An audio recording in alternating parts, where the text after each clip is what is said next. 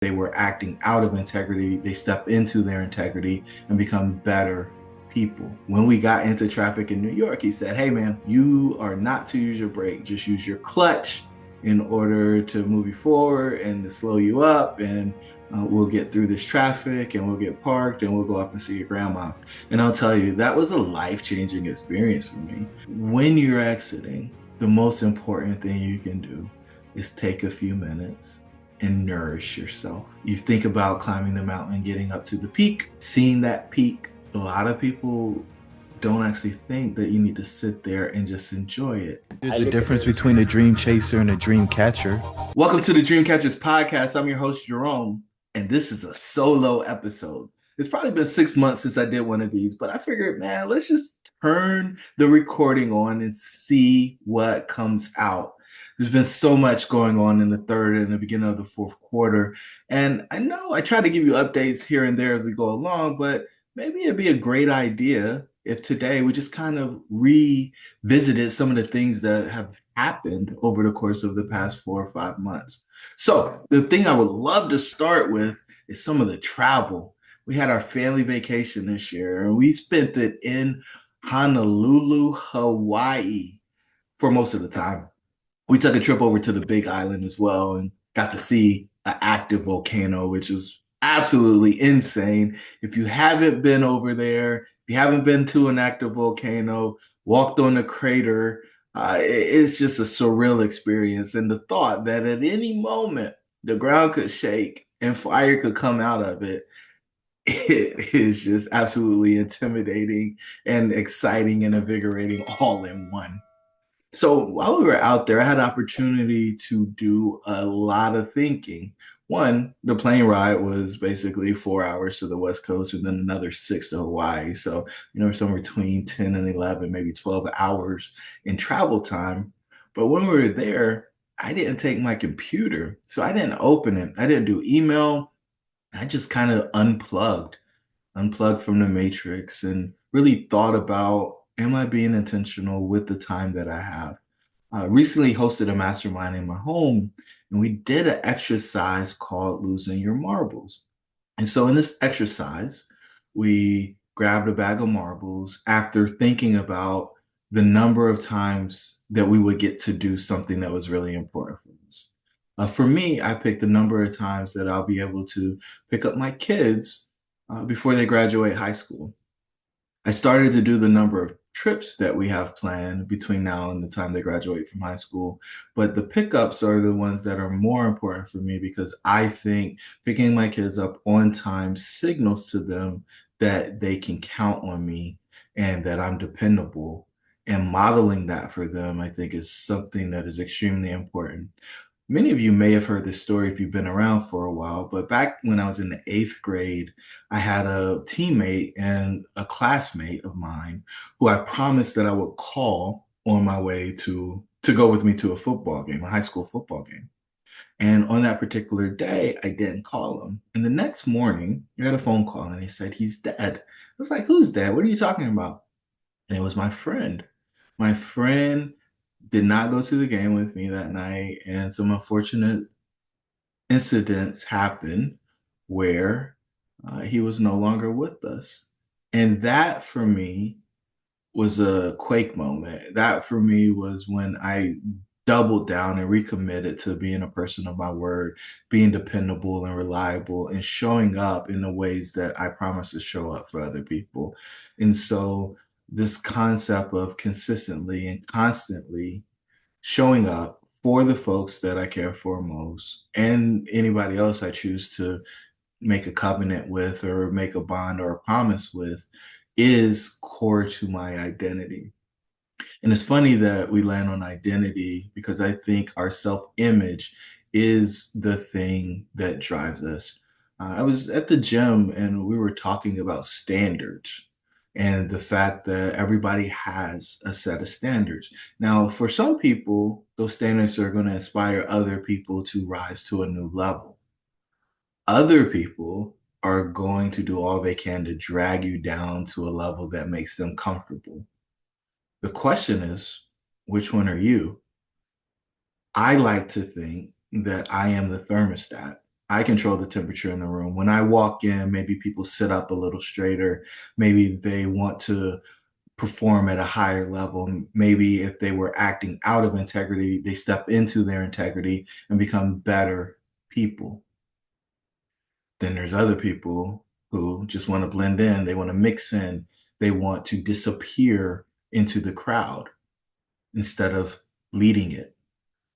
My challenge to you as a listener is that you decide to be intentional, like you're just super intentional about how you're going to show up and what that does to the other people in the rooms that you're in. So back to Hawaii, right? So we're out there. Uh, we do beach days. We go on this amazing submarine. Uh, we tour the island, and we're seeing things that we've never seen. And there's a moment where we're sitting on the beach, and Ray asks Kea, "Isn't this great?" And her response was, "Well, we could have went to the beach in North Carolina." And I was shocked, a little surprised, and the comment was made, and we just left it there. As I continued to consider what she proposed to us, what she offered to us, I realized that standards is a thing. And while for a lot of people, Hawaii is a dream vacation, for her, a beach is a beach. And that's okay. The fact of the matter was that it was my standard this year that we would make that trip. It was my standard that they would get the opportunity to experience black sand beaches and white beaches and see volcanoes and do some of the other cool things that we got to do while we were there. We even got to hang out with a sergeant major in the Marines and his family on top of one of the most beautiful points in Hawaii on the Big Island. And that was an eye-opening experience for them. As some of you may know, when we go on family vacation, I have a goal of exposing my children to other really successful people and allowing them to see their families and how they're living and experience things that they might not see. And so this family was amazing. We got a home cooked meal. My man Hutch is Jamaican, his wife is Hawaiian, and so they kind of made a hodgepodge of Jamaican dishes. We had jerk chicken, and then we had some Hawaiian dishes on the side, and it was just an amazing opportunity to fellowship. We got into some really deep and amazing conversations. My kids were talking to us about trust and wills, and it's crazy that we're actually having a conversation about estate planning because together in the car as we drive, my daughters and I are listening to the book Die on Zero. And so in this book, the author suggests or offers to us that we should give what we're going to give while we're still alive so that we can do the things that we would want the people to do with the money when we can still see it. And so this thought of piling up a bunch of money and then passing it on as kind of a leftover thing isn't actually being intentional. And what you really want to do is decide how much you want to give them, with whoever you want to give stuff, and give that as quickly as you can so that you can see them benefit from what you gave. And then when you depart from the planet, the goal is for you to have as small amount of surplus as possible. And so oftentimes we hear about the people who run out of money before they pass away. And so that leads some of us to believe that we need hundreds of thousands, millions, or billions of dollars to be held in an account for just in case. And he suggests that if you're doing that, then you're wasting that because for most people, you're trading some form of your time, some component of your time in order to receive that money. It's a very fascinating concept. And as I think about the trip to Hawaii, it's an example of that. So we could have went on vacation in North Carolina and probably saved ten to $15,000 had we done that. But it wouldn't have been the same experience. I've got this silly little idea that I can get my girls to all 50 states prior to them graduating high school.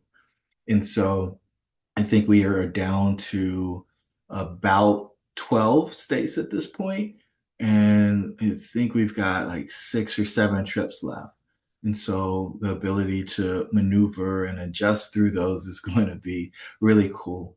One of the things that I'm most excited about, and this is a recent development, is KF finishing her driver's education and the ability for her to now uh, be my chauffeur.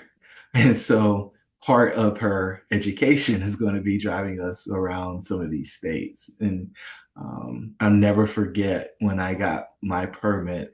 I don't remember if it was the day of or the day after. My dad put me in a stick shift Nissan pickup and he had me drive from Fayetteville, North Carolina to Manhattan, New York. And when we got into traffic in New York, he said, "Hey, man, you are not to use your brake, just use your clutch in order to move you forward and to slow you up. And we'll get through this traffic and we'll get parked and we'll go up and see your grandma."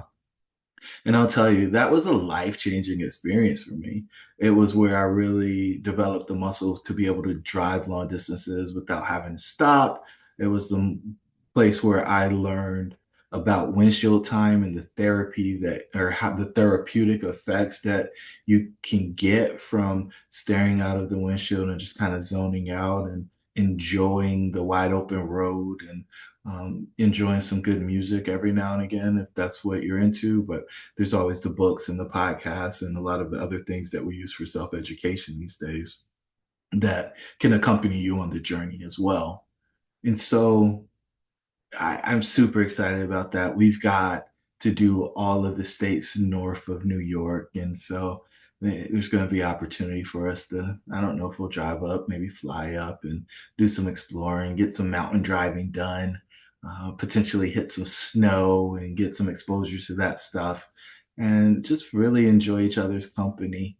When we did the cross country trip a year ago, I did all of the driving from North Carolina to California. And so, well, I guess we started in Virginia. So from Richmond, Virginia, all the way to Beverly Hills, California.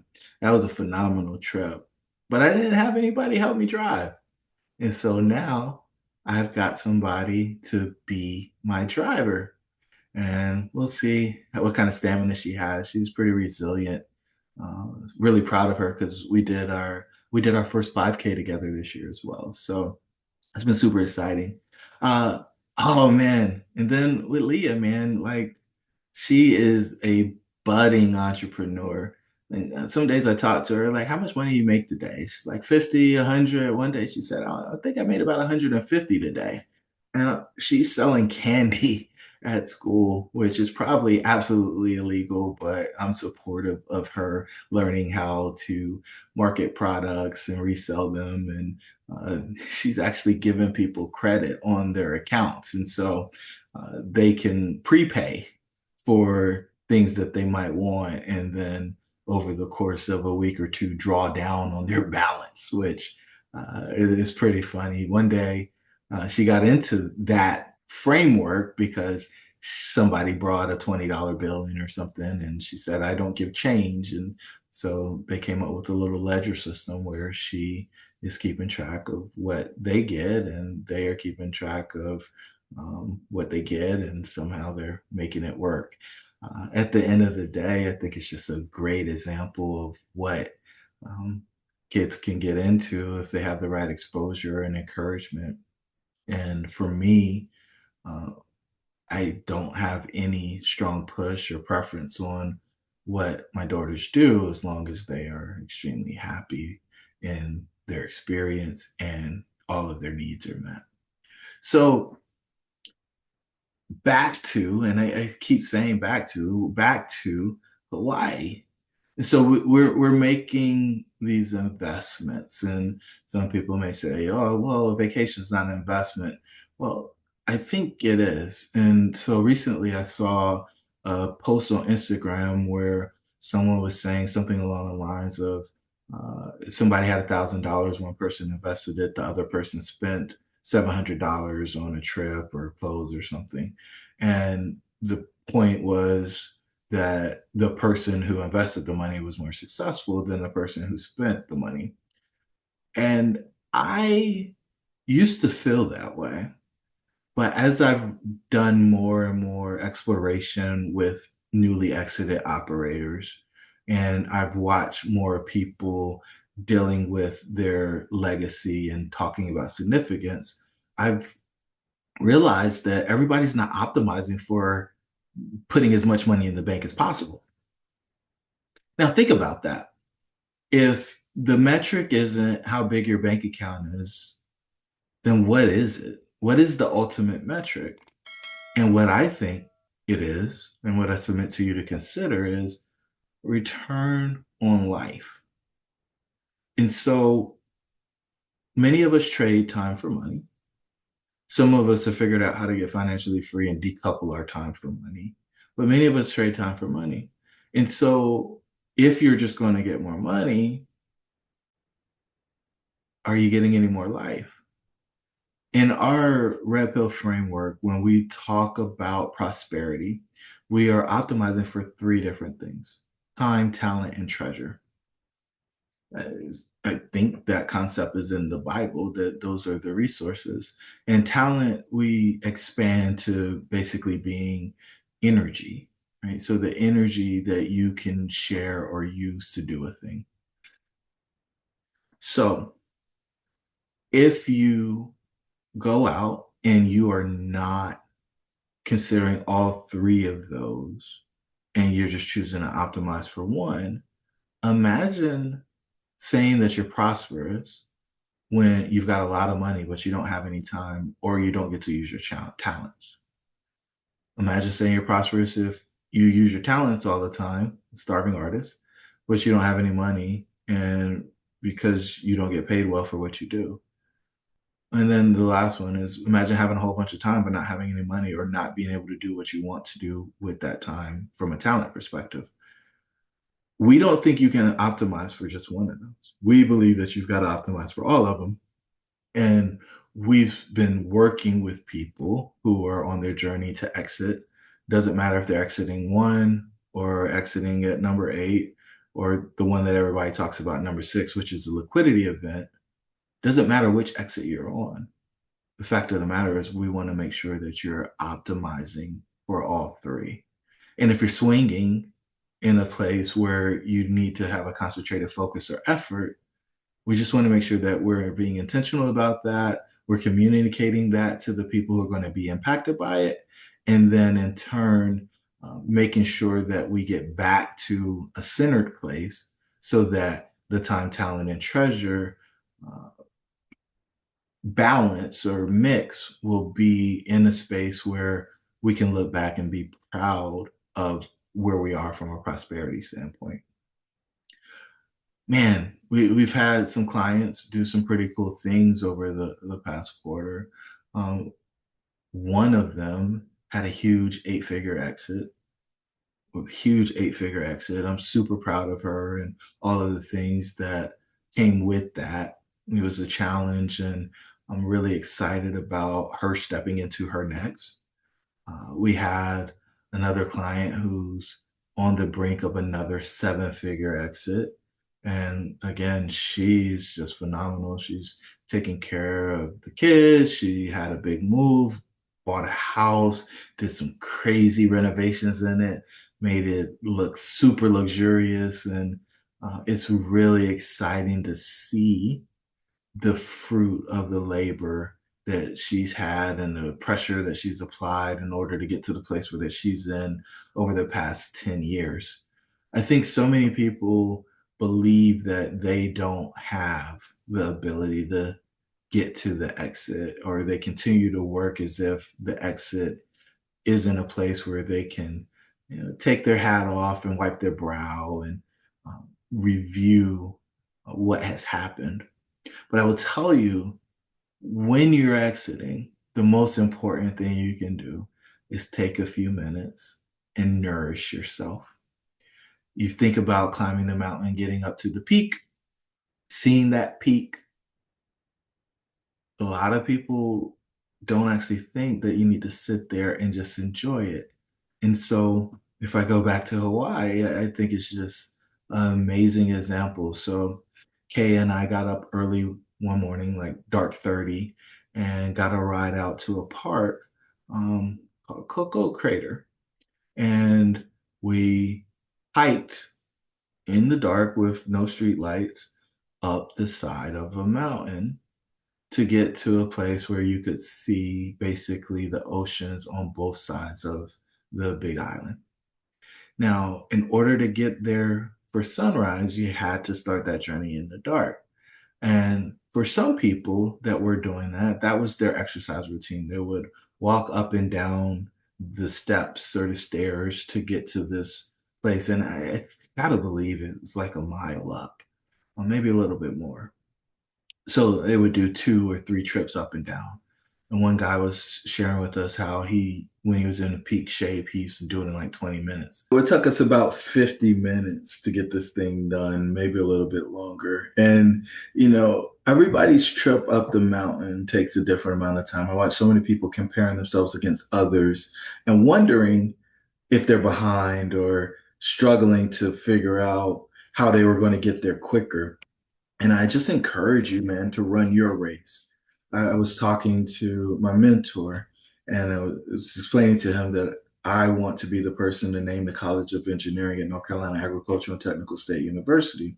He's named the College of Business. And I said, there's a few guys that I know are interested in achieving the same thing and they're further ahead on their journey. He said, Jerome, just keep your eye on your prize. Once you start looking to the left and the right, you're going to get distracted and potentially miss your opportunities and your mark.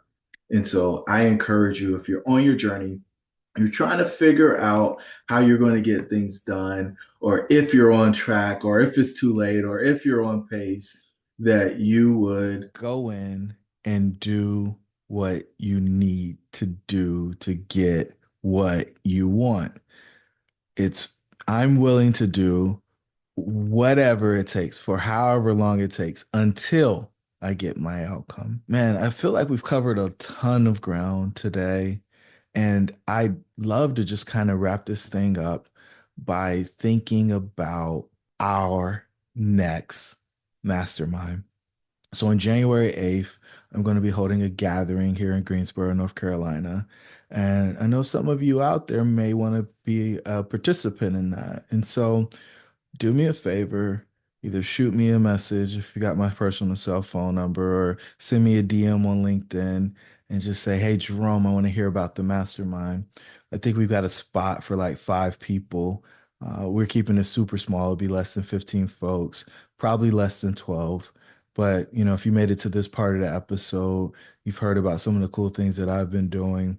Imagine sitting in a room with 5, 6, 10 other people who are having equally amazing experiences, and how good that would be for your psyche, and actually figuring out and finding out what they're doing to be able to do those types of things so that they can live a life so that everybody that comes in contact with them is better because of their encounter.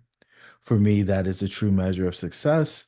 And I believe that significance is the only way that you can actually fulfill your purpose and live out the life of your wildest dreams. So, with that said, we'll catch you on the next episode. Your dreams should be real.